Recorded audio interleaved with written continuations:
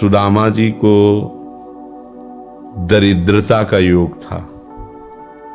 ऐसी दरिद्रता कई कई दिन तक भिक्षा नहीं मिलती थी। ये जितने भी चरित्र हमारे लिए उदाहरण है। मांगने जाते थे तो मांगने से भी नहीं मिलता था कई कई दिन। तो एक दिन उनकी पत्नी ने कहा कि हमारा आपका तो चरणामृत से भी गुजारा 2 दिन 3 दिन हो 4 दिन हो, छोटे छोटे बच्चे तो मर जाएंगे ऐसे। कुछ तो उनका श्री कृष्ण के सिवा हमारा कोई नहीं, अब हम क्या कर सकते हैं। प्रारब्ध जब बिगड़ता है ना, वो कोई सफलता नहीं होने देता। तो एक दिन श्री रुक्मिणी जी प्रसाद ठाकुर जी को भोग पा रही थी, प्रभु ऐसे रोक दिए, उदास हो गए। तो उनका प्रभु ऐसी स्थिति हमने जब जब आपकी देखी, तो किसी भक्त को जब कष्ट होता है तब आपको ऐसे देखा है। कौन सा भक्त है और क्या कष्ट है? का एक सुदामा नाम के हमारे मित्र हैं, कई दिन से भोजन भी उनको, प्रभु आपके मित्र और मैं आपकी दासी, महालक्ष्मी का अवतार रुक्मिणी, आप हुक्म कीजिए, लोक लोक की संपत्ति वहां। बोले उसको चाह नहीं है, हमारे मित्र को चाह नहीं है, और चाह ना होने पर हम विवश हैं। अगर वो चाह कर ले तो सारी व्यवस्था हो जाए। बोले पैदा करो जाके चाह। बोले उनके हृदय में तो नहीं पैदा कर सकते, हम भी, क्योंकि जिस हृदय में भगवान का आश्रय और निरंतर चिंतन है वहां माया की चाह नहीं होती। बोले उनकी पत्नी के हृदय में, बोले प्रयास करते हैं जाके। भगवान संत वेश में गए, भिक्षाम दे निकली। अतिथि का सत्कार करना गृहस्थ का धर्म होता है। हाथ जोड़ा और कहा हम असमर्थ हैं, आपको भिक्षा नहीं दे सकते। क्यों? बोले हम अपवित्र हैं, हमारे ऊपर सूतक लगा हुआ है। किस बात का सूतक? हमने एक पुत्र जन्मा है। तो ठीक है, हम 10-12 दिन बाद आ जाएंगे। बोले नहीं, आजीवन अपवित्र रहेंगे। वैसा कौन सा? बोले दरिद्रता रूपी। विद्वान की पत्नी है तो ऐसे उनका दरिद्रता रूपी पुत्र का जन्म, अर्थात सीधे कि मैं नहीं दे सकती या देने योग्य नहीं, ऐसा न कहे। उनका मैं अपवित्र हूं। उनका दरिद्र कैसे हो सकती हो? जिनके पति के मित्र द्वारिकाधीश भगवान श्री कृष्ण है, वो दरिद्र कैसे हो सकता है? एक बार कहो ना अपने पति से। चले गए। जो सुदामा जी आए तो उन्होंने कहा कि देखो आज एक अतिथि आए थे, उनको मैं कुछ नहीं दे पाए, मुझे बहुत कष्ट है कि मेरे पुत्र और आए हुए अतिथि का भी हम स्वागत नहीं कर सकते, उनका भरण को आपके मित्र द्वारिकाधीश प्रभु श्री कृष्ण। सुदामा जी ने कहा, बोले चले जाओ ना, वो कुछ न कुछ सहयोग कर देंगे। तो बोले हम ऐसे मित्र नहीं बनाए कि वो हमारा सहयोग करे, कभी नहीं, मर जाऊंगा, पर उनसे ये नहीं कहूंगा कि आप हमारा। बोले मत कहना, दर्शन के लिए तो चले जाओ, वो सुना है इतने उदार हैं कि वो जाने पर ही दे देंगे। सुदामा ने कहा दर्शन के लिए तो जा सकते हैं, बहुत दिन हो गए, ठीक है, पर मित्र के पास जाए तो कुछ लेके जाना चाहिए, मेरे पास तो कुछ नहीं है।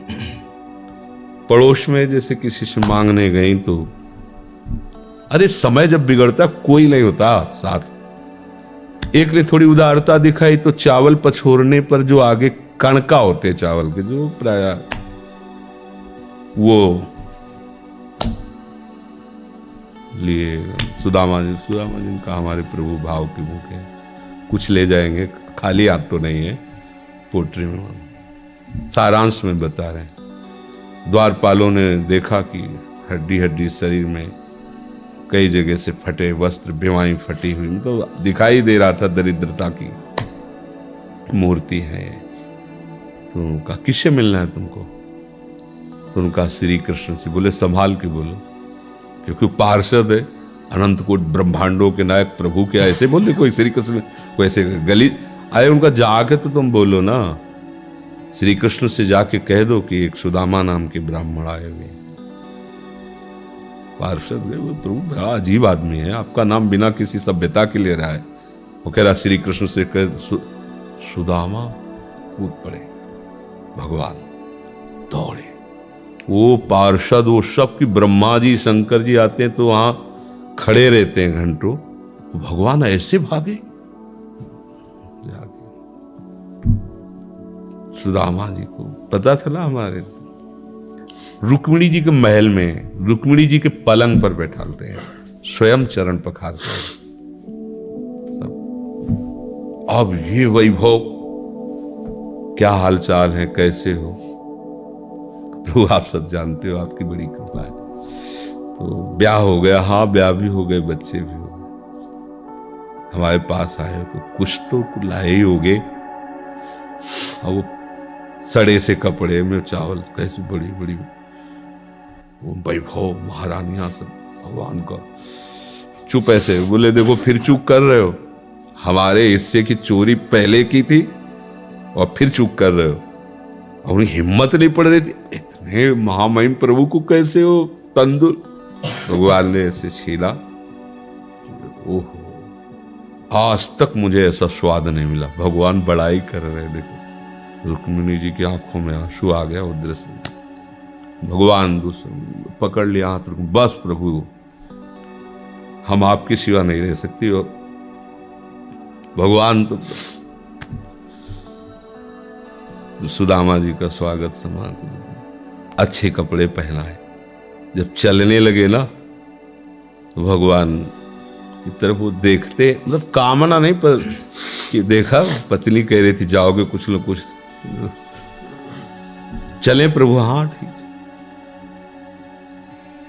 इधर से ऐसे चले जाना, हाथ भी खाली।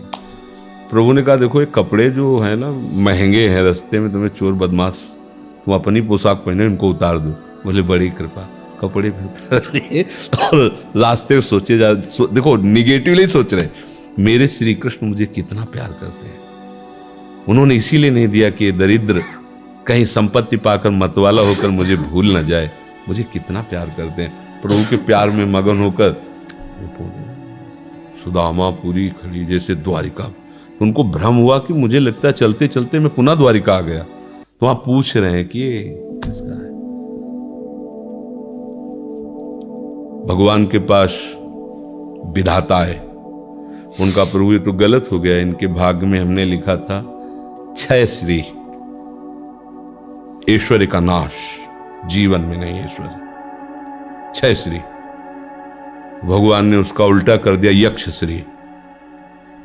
जैसे कुबेर का अथाह धन का खजाना, त्रिभुवन का खजाना वही है कुबेर के पास, ऐसे कुबेर का खजाना यक्ष श्री। तो कहा प्रभु, तो उनका इन्होंने एक पुण्य किया है, अनंत ब्रह्मांडों के समस्त जीवों को तृप्त कर दिया है।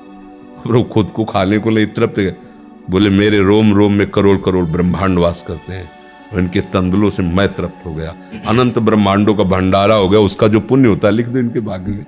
अब किसी की चलेगी प्रभु के आगे? तो एकमात्र प्रारब्ध को मिटाने वाले भगवान है, कर तुम अकर तुम अन्यथा कर तुम। तो आप भगवान की शरण होकर उनका नाम जप कीजिए और उनसे प्रार्थना कीजिए कि आपको उचित लगे तो समस्या का समाधान कर दीजिए, नहीं तो मुझे समस्या से लड़ने का बल और विवेक दीजिए।